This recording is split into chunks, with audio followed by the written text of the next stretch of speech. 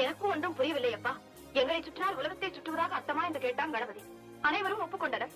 சுற்றி வந்து பணத்தை பெற்றுக் கொண்டான். நல்ல நாடகம், பெரியவர்களாக சேர்ந்து நடத்திய நாடகம் அல்லவா?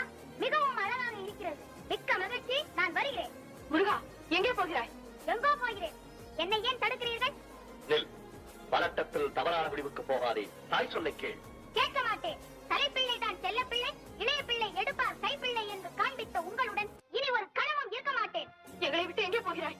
எனக்கென்று ஒரு உலகம், என் நாடு, என் மக்கள் என்று ஏற்படுத்திக் கொண்டு தனிமையில் இருக்க போகிறேன். முடிந்தால் என்னை எல்லாரும் அங்கு வந்து பாருங்கள்.